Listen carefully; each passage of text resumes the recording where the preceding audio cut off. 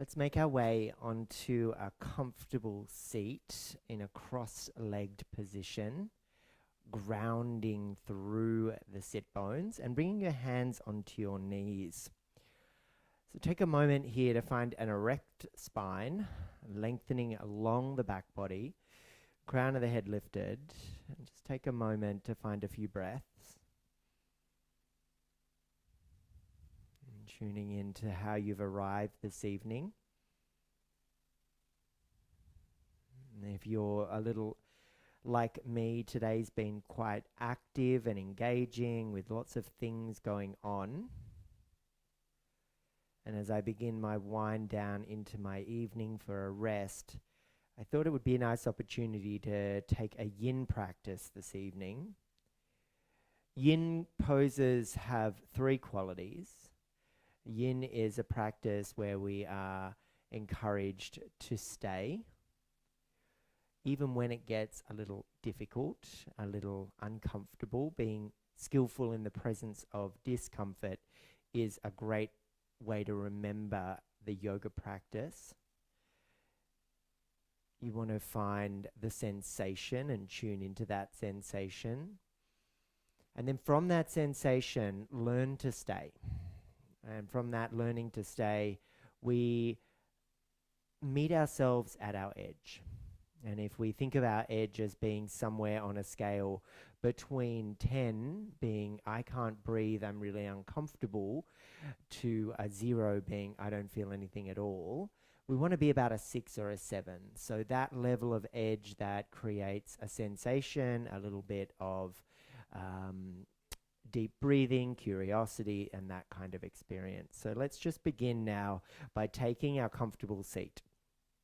And tonight's Yin practice will be about discovering and bringing awareness to our three lower chakras, the three earthly realms. So when we think of earth, water, and fire, they are the three chakras, and we go in a color sequence of red, orange, and yellow. Red being the lowest wavelength. So we think of the chakra at the base, the Muladhara chakra being the slowest moving, the grounded nature of our experience here. So we're thinking about our sit bones grounding us. And then as we move into the watery realm of Svadhisthana chakra, we notice here we are in the pelvic bowl, and this is the area of our sexuality and our sexual organs. It's the bladder, it's water. It's all about movement, freedom, and flow, where earthliness is enabling us to navigate and stay rooted and connected to the earth. We think of water element as free to flow and move. And then the final element is the fire element in Manipura chakra. And Manipura, of course, fire is this representation of transformation, of shifting energy, of change. So allow ourselves here just a few moments to recognize these different chakras, these three base chakras, as we take a few deep breaths together. Just moving from the pelvic floor, the base, all the way up towards the solar plexus, the area around the lower ribs, and the core.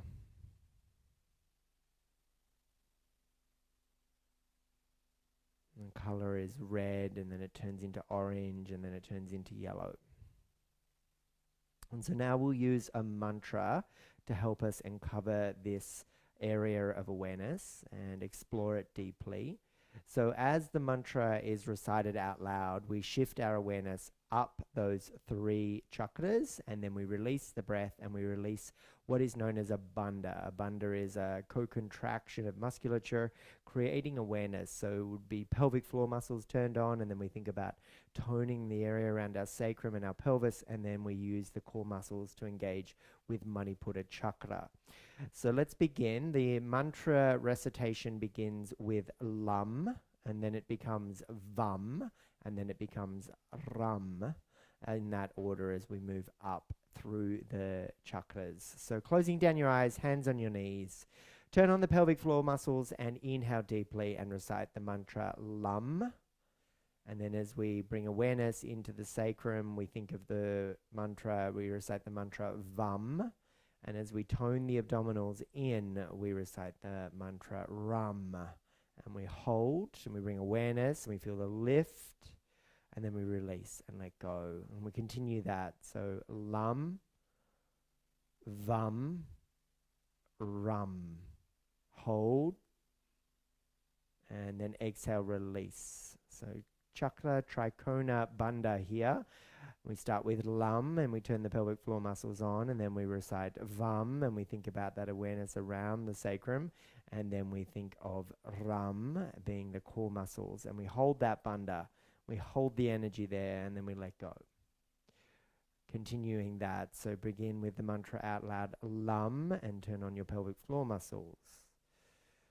We engage with our sacrum and we recite the mantra VAM. And then the final mantra here is RAM as we arrive in the core.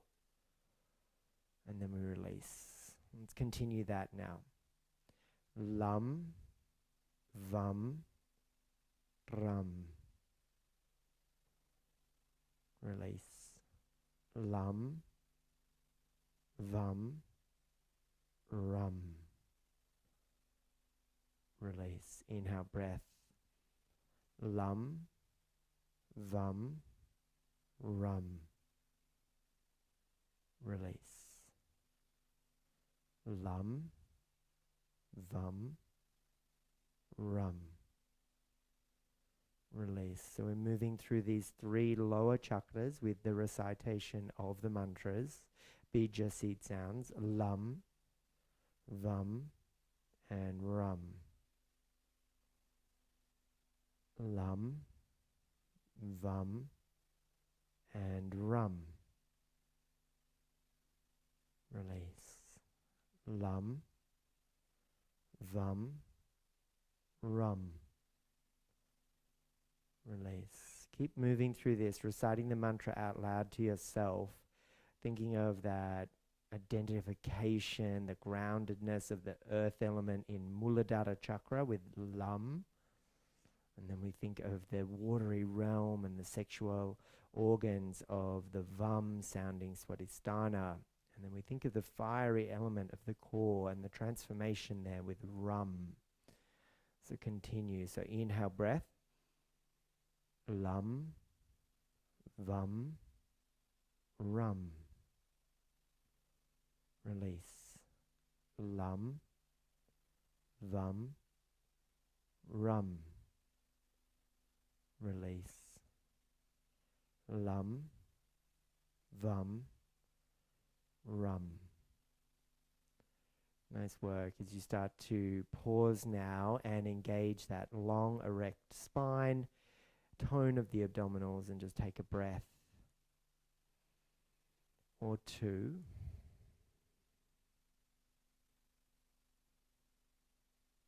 Now we'll take ourselves down onto our backs for our next pose. So in this seated position, we've been targeting and activating, bringing awareness to our seat. And in our seat, we find the Muladhara chakra, the earth element, the grounded nature of that. Now from here, we'll be lying down on our back, and I'll encourage you to grab 2 blocks. And take the blocks beside you, stack them on top of one another, and lie down in a bridge pose position setup. So bring the soles of the feet onto the earth. You can tickle for the heels if that serves you, allowing that length here, and then start to scoop the tailbone up as you lift the hips up and use your hand to slide the blocks underneath the sacrum. So we want the sacrum, the triangular bone at the base of the spine, to allow the pelvis to rest down on the blocks, giving us this opportunity just to drop the weight of that part of our body onto the blocks and feel really supported. And the breath allows the belly to lift and lower, which can be very therapeutic, and the eyes begin to close down, and you tune into how the eyes feel like lovely, cool pools of fresh water softening into the face. The jaw separates the teeth and it's loose. The lips are open. The breath is natural here, and sometimes I really prefer to breathe out of the mouth in this supported bridge pose. This can be a nice opportunity to recognize whether you need to tuck the chin in towards the chest a little more to lengthen along the back of your neck.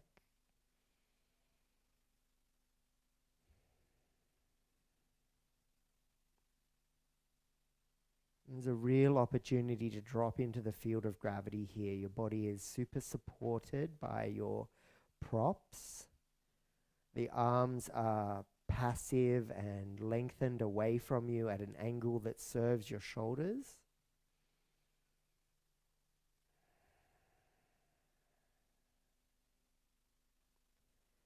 As the body begins to recognize the deep state of rest that you're cultivating by your slow and steady breath, and start to notice how all of the architecture of your body, all of the infrastructure of your body starts to really drop into the field of gravity.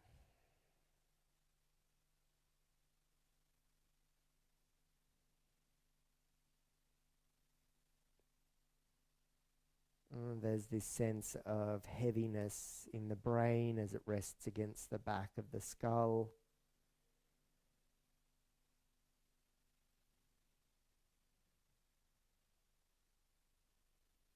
There's a waterfall of hydration as the sacrum releases its watery realm and allows for the hydration of tissues in the body.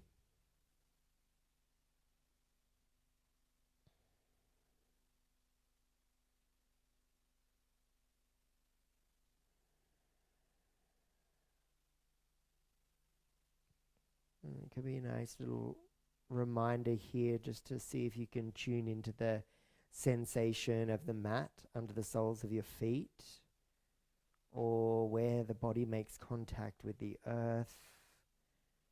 Is the air cool or is it warm? You could also notice the quality of your thoughts, and the depth and the volume of your breath.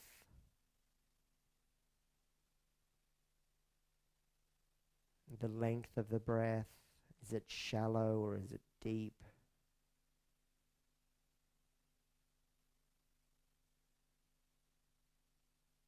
I think that's about 2 minutes so far, and that's how long it took my hip flexors to finally release their tension. And it did so in a manner that I felt the left leg kind of rock as that tension in the frontal hip just released, as it recognized that deep state of relaxation that you're cultivating here through the stillness of the pose. Now, that's not to say that you have to be completely still. There is movement on the internal dimension. But it is a recognition that every time you fidget, you itch, you scratch, you move, you adjust, you are resetting that wonderful cultivation of awareness that you have created through the breath, through staying.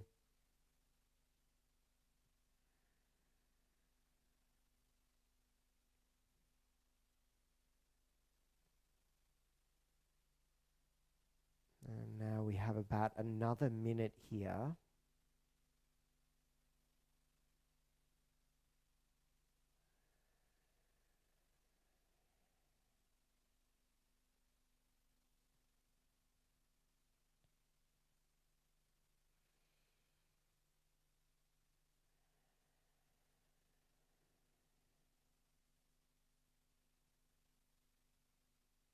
Encouragement would be to allow the next few breaths to be the slowest,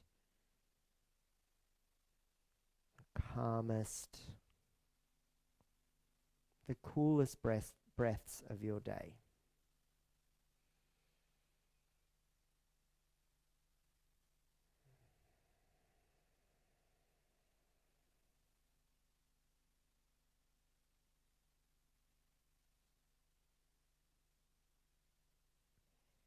So a few moments ago I mentioned that my left leg's hip flexors released and it took about 2 minutes. Well, the right leg finally released across the tension that I gather throughout my day, and unfortunately I broke my toe recently, so I'm sitting a lot more than I normally would. And so it's been curious to stay in this pose for as long as we have and recognize how slowly the body takes to drop into the calm, the rest and digest. And it's a reminder here that rest and digest is the state in which our body functions at its most premium, but we find so little time to allow that to be cultivated. We wear our busyness as a badge of honor.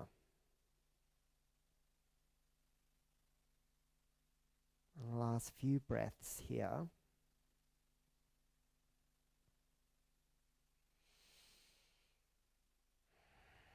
And maybe a deep sigh out of your mouth, and begin with the inhale breath to firm into the feet, to lift the hips ever so slightly and slide the blocks out from underneath your sacrum. And then just like a waterfall of hydration, allow the spine to return to the earth. And then the rebound here is to lengthen the legs out and come into a momentary Shavasana shape. So long legs, drop into the field of gravity.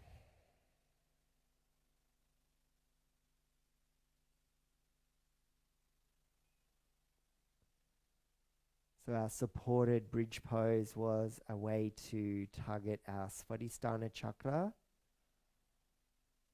and bringing the awareness from our Chakra Trikona Bandha practice we did at the start of class. And so as I said, it would be a very, very few poses in today's class. So the next set of poses will be our Manipura chakra. And for that, we will be taking some twists. So if you've got a bolster, grab your bolster and place it beside you on your left-hand side. Lengthen the left leg out and draw your right knee in and give it a big squeeze. And use the left hand to draw the right knee across your body and place it on your bolster. Shift your left hip underneath you so the deep twist goes across the core muscles, and then see if you can return the upper torso to the mat, maybe even the shoulders, the back of the head. But if you need props, if you need blankets, if you need pillows under your head, do that as well. And simply let yourself twist into the magic of the pose, the cleansing nature of it.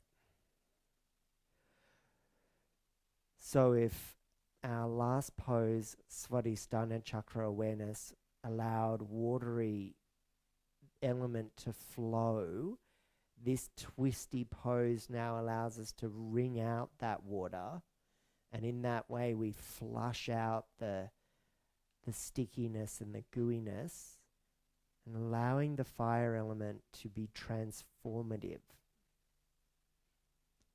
to be the great agent of change.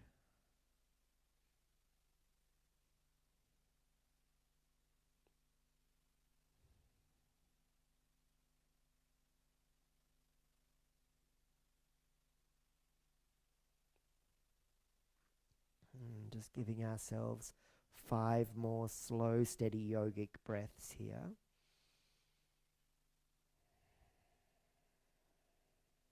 You can really feel how in the twisted torso, the diaphragm gets to massage the internal organs of the lower abdomen as it shifts and pulsates with each breath. And last deep breath together.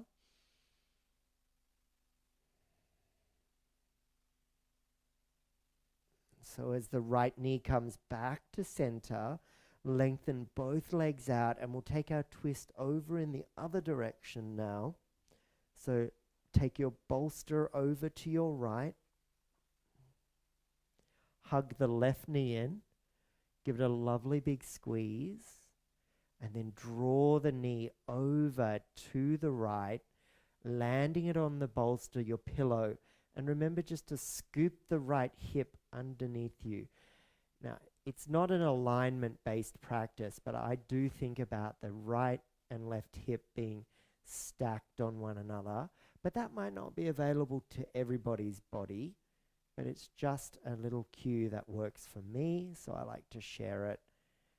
And then I get this deep sense of awareness through the core, and even a little bit of like harmony with the sacrum as well, because you're definitely tugging on some of those tendons that secure the sacrum and the pelvis. Tendons and the skeletal system are very much yin tissues.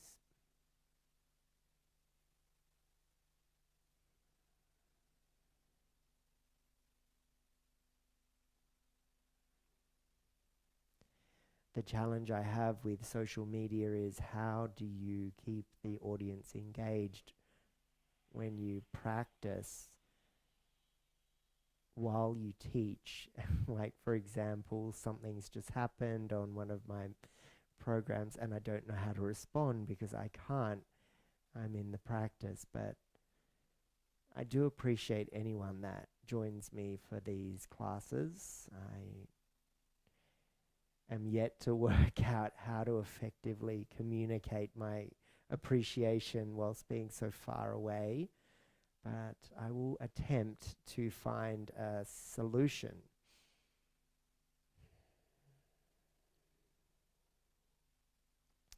So while I was waffling away there, we probably hit our equal time on this side, and so I'm going to encourage you to come back through your center. Now, if you are fortunate enough, like me, to own props which will create a beautiful bridge for you to recline down on, I will show you how to do that. We'll come into a seat. We'll place our bolster on our mat, and we'll grab our blocks, lift our bolster, and create this sloping ski ramp kind of thing, and allow ourselves to lie down on the bolster, stepping the feet wide and then dropping the knees into center, and then letting the arms extend out side by side. So we worked on our Chakra Trikona Bandha 1, which began in the Muladhara. We then moved into Svadhisthana chakra, and now Manipura was activated through our twist. My encouragement here is for you to recognize the awareness, to take a moment to bathe in all of the juicy goodness of your practice, and with your arms out wide, just drop into that renewable resource that is love and gratitude and kindness, particularly to yourself. It's a beautiful reminder of those base chakras being intrinsically weaved into our very much everyday lives, and the tendencies we have to rotate around in them. So we began here our journey through those lower chakras, and we will continue that theme over the coming few days before we move into the higher chakras.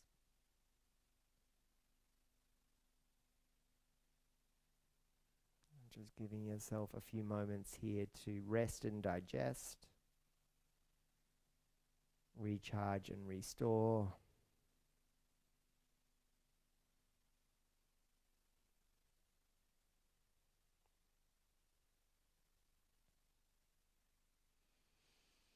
Now you're very, very, very welcome to stay exactly where you are, or even turn this into a Shavasana, and I will see you again real soon. But if you're like me and still have an evening to complete and tasks to finish off, then you're welcome to make your way mindfully into whatever version of a comfortable seat serves you. In that seated position, just take a moment, ground down, feel into Muladhara chakra. Notice the sacrum, the watery realm, as we shifted from the density of the earth into that free and flowing element of water. And then recognize that spark is required for fire to burn, and that spark of energy in the Manipura chakra creates the transformation and the change. And be an agent for that change, to see the change you want to see in the world. Bring your hands to your heart space, draw your chin towards your chest. Thank yourself for showing up. I sure do appreciate your company. Thank you so much for joining me. Remember, I've got all the different social media channels you can follow me on. Please like, subscribe, share, do whatever you can to help me grow my community. And from me to you, greet this beautiful version of yourself and the remainder of your wonderful day with the Hindi word Namaste. Good evening, everybody. If you're in Australia, it's 8:30. If you're anywhere else in the world, let me know where you are. That would be nice. Thank you so much for your practice. I hope you enjoyed short, pithy evening practices to keep you moving and keep you connected.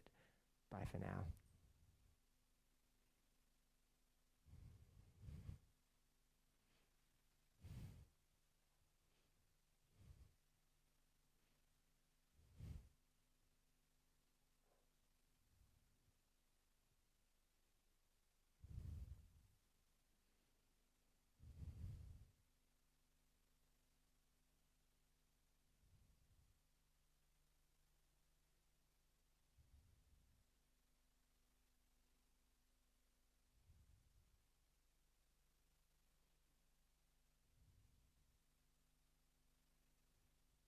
Good evening, everybody. Thank you for all of my beautiful gifts. I hope you had a nice time practicing with me. I sure did enjoy your lovely practice. Thank you so much, and good night.